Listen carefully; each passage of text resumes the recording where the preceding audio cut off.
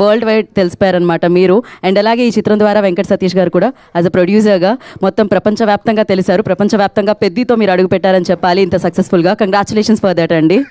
So Peddi అనేది cinema చూసినప్పుడు ఎన్నో భావోద్వేగాలతో బయటకు వస్తున్నారు, ఎంతో ఆలోచనతో బయటకు వస్తున్నారు. ఓకే, అది డెఫినెట్గా ఆ రోజుల్లోనే కాదు, నాకు తెలిసి ఈ రోజుల్లో కూడా కొన్ని ప్రాంతాలు ఇంకా ఉన్నాయేమో అలా అని అనిపిస్తుంది నాకైతే.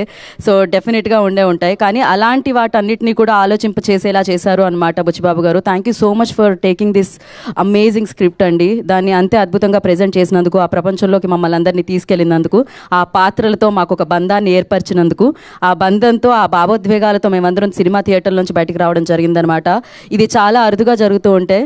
సో కొన్ని సినిమాలు ఎప్పుడూ చెప్తూ ఉంటాను, డెఫినెట్గా చాలా చాలా ఎంటర్టైన్ చేస్తూ ఉంటాయి. ఎంటర్టైన్మెంట్తో పాటు చాలా విలువల్ని నేర్పిస్తూ ఉంటాయి. సో విలువలు చాలా అవసరం మనిషి ఉనికి అనమాట. సో అలాంటి విలువలు నేర్పించే సినిమా, మన విలువలు తెలుసుకునే సినిమా, మన బాధ్యతని తెలిపే సినిమా పెద్ది అని చెప్పాలి. ఇక బాధ్యతల గురించి మాట్లాడితే పెద్ది సినిమాని చాలా బాధ్యతగా మన వరకు తీసుకొచ్చారు రామ్ చరణ్ గారు. అందుకే చరణ్ జీవి అని పిలుస్తున్నారనమాట వారిని. సో ఇదొక అద్భుతమైన విషయం అని చెప్పాలి. డెఫినెట్గా ఆయన స్టార్ హీరో మనందరికీ తెలిసిందే, ఆయన ఒక పెద్ద స్టార్ మనందరికీ తెలిసిందే. కానీ ఆ స్టార్డమ్ ఒకటే కాదు, ఆయన కొత్త పాత్రల్ని ఎంచుకుంటూ ఆ పాత్రలకి ప్రాణాలు పోస్తూ, సో ఆ పాత్రలన్నింటినీ మన ముందుకి ఇంట్రడ్యూస్ చేస్తూ అద్భుతంగా ప్రజెంట్ చేస్తూ తీసుకొస్తున్నారనమాట. అందుకనే ఆయన ఒక స్టార్గానే కాకుండా ఒక మంచి మనిషిగా, సో ఆయన క్రమశిక్షణను మనందరికీ నేర్పిస్తూ ఉన్నారని చెప్పాలి. అది ఒక గ్రేట్ యాక్టర్కి, గ్రేట్ స్టార్కి ఉండాల్సిన క్వాలిటీ. అండ్ ఈ చిత్రాన్ని ఆయన భుజాల మీద కాదు, ఆయన తల మీదే మోస్తూ ఈ చిత్రాన్ని తీసుకొచ్చారు. ఆయన పడ్డ కష్టము, ఆ శ్రమ ఇవాళ ఫలితంగా మనందరం ముందుకి పలకరించిందనమాట పెద్దితో. సో విడుదలైన 10 రోజుల్లో 378 కోట్ల కలెక్షన్స్ వచ్చాయి world wide. Congratulations for that entire టీమ్కి. ఇక ఏఆర్ రెహమాన్ గారి గురించి ఏం మాట్లాడతాను చెప్పండి, మాట్లాడితే పాడాలంటే. సో గీతాలు, నేపథ్య సంగీతం అత్యద్భుతంగా ఉంది. ఈ పాత్రల్లోని ఆ భావాల్ని పలికించి వాళ్ళు మన ముందుకు వస్తే యాక్టర్స్ ఆ పలికించిన విధానానికి సంగీతాన్ని ఇచ్చి అది మనసుకి చేర్చారు ఏఆర్ రెహమాన్ గారు. అది ఆయన ఎప్పుడూ చేస్తూనే ఉంటారనమాట. అండ్ ఈ చిత్రంతో మరొకసారి అద్భుతమైన పాటలతో, అద్భుతమైన నేపథ్య సంగీతంతో ఆయన మనల్ని పలకరించడం జరిగింది. ఇక వృద్ధి సినిమాస్ పేరులోనే ఉంది, మీరు ఇలానే అభివృద్ధి చెందుతూ ఉండాలని మనస్ఫూర్తిగా కోరుకుంటున్నాను. ఇలానే వృద్ధిలోకి వస్తూ ఈ బ్యానర్ ఎంతో మందిని ముందుకు తీసుకెళ్లాలని మనస్ఫూర్తిగా కోరుకుంటున్నాను. అండ్ ఎన్నో బిగ్గెస్ట్ బ్లాక్ బాస్టర్స్ మనందరికీ అందించిన మైత్రి మూవీ మేకర్స్ ఈ చిత్రాన్ని ప్రజెంట్ చేయడం జరిగిందనమాట. సో రామ్ చరణ్ గారి పక్కన అత్యద్భుతంగా జాహ్నవి కపూర్ గారు నటించడం జరిగింది. ఇక జగపతి బాబు గారి పాత్ర, సో ప్రతి పాత్ర, దివ్యేందు శర్మ గారి పాత్ర, సో బొమ్మన్ ఇరానీ గారి పాత్ర అత్యద్భుతంగా ఉండింది. పాటలకి మాటలతో ప్రాణం పోసే అనంత శ్రీరామ్ గారు ఈ చిత్రంలోని పాటలకి రాయడం జరిగింది. సో వారికి కూడా మరొకసారి బిగ్గెస్ట్ కంగ్రాచులేషన్స్. శశి గారు కంగ్రాచులేషన్స్. ఇక ఆలస్యం చేయకుండా చిత్ర టీంని సక్సెస్ అందుకొని బిగ్గెస్ట్ సౌండ్ చేస్తున్న పెద్ద టీంని మనం వేదిక మీదకి ఇన్వైట్ చేసేద్దాం. Firstly I request Mythri movie distributors నుంచి శశి గారిని వేదిక మీద రావాల్సిందిగా స్వాగతం పలుకుతున్నాము. నాకు తెలిసినంత వరకు ఈ సినిమా ప్రమోషన్స్ నేను అన్నీ ఫాలో అయ్యాను డే 1 నుంచి. ఆయన చాలా తక్కువ మాట్లాడారు, కానీ ఈ చిత్రానికి ఎంత కావాలి, ఎవరు కావాలి, ఏ రేంజ్ సినిమా అవ్వాలి అనేది ఆయన ఎక్కడ ఆలోచించకుండా సినిమాకి ఖర్చు పెట్టి అన్నీ ఇచ్చి, సో పెద్దిని చాలా పెద్దగా మనందరి ముందుకి తీసుకొచ్చిన ప్రొడ్యూసర్, వృద్ధి సినిమాస్ అధినేత వెంకట్ సతీష్ కిలారు గారిని వేదిక మీద రావాల్సిందిగా స్వాగతం పలుకుతున్నాము. అండ్ ఆయన పాటకి మాటలే కాదు, మైక్ ఇస్తే వేదిక మీద మాటలు కూడా అత్యద్భుతంగా ఉంటాయి. అనంత్ శ్రీరామ్ గారు, I request on to stage please.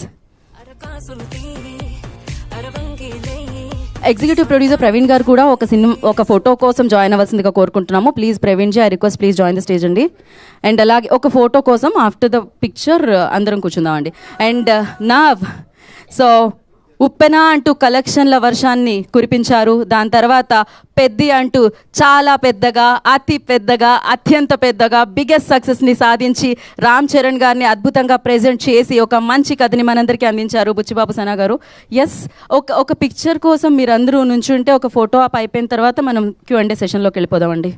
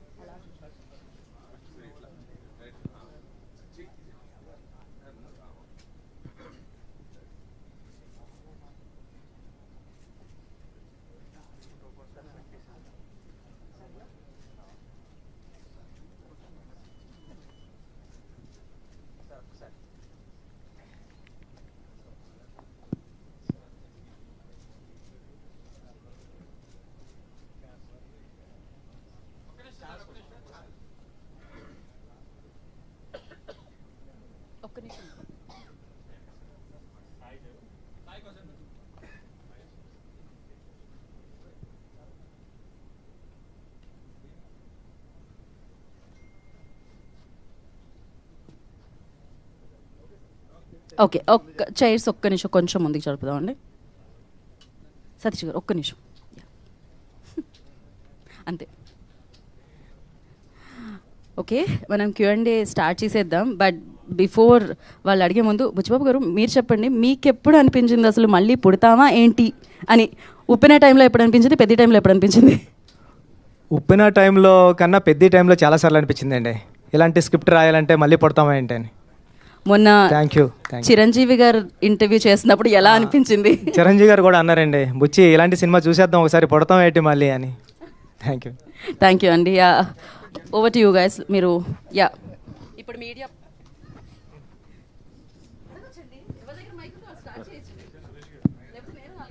Buchibabu గారు ఇక్కడండి సార్. అంటే నాకే కాదు చాలామందికి థియేటర్ నుండి బయటకు వచ్చినాక వచ్చిన డౌట్ వచ్చింది.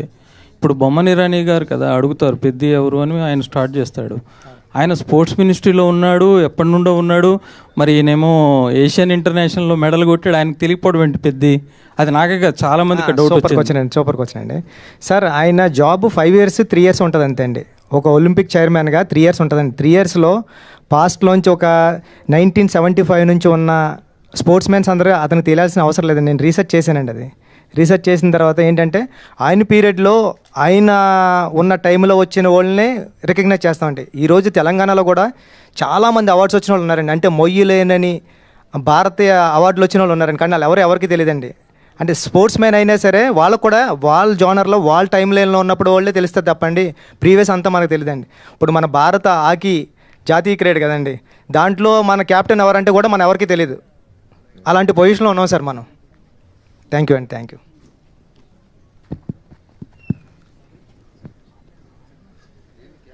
బుచ్చిబాబు గారు హలో సార్. బుచ్చిబాబు గారు సార్, చరణ్ గారికి ఒక మంచి మర్చిపోలేని కథ ఇచ్చారు, మర్చిపోలేని పాత్ర ఇచ్చారు. తర్వాత కూడా మీరు చరణ్ గారితోనే ఒక సినిమా చేస్తారని బయట ఒక ప్రచారం నడుస్తుంది, అందులో ఎంతవరకు నిజం ఉంది సార్? అది దేనికన్నా సమయం కాలమే నిర్ణయిస్తుందని నేను ఎప్పుడు సైలెంట్గా ఉంటానండి. సమయం వచ్చినప్పుడు అది వస్తుంది సార్ బయటికి. Thank you. అది జరగాలని కోరుకుంటున్నాను సార్. Thank you.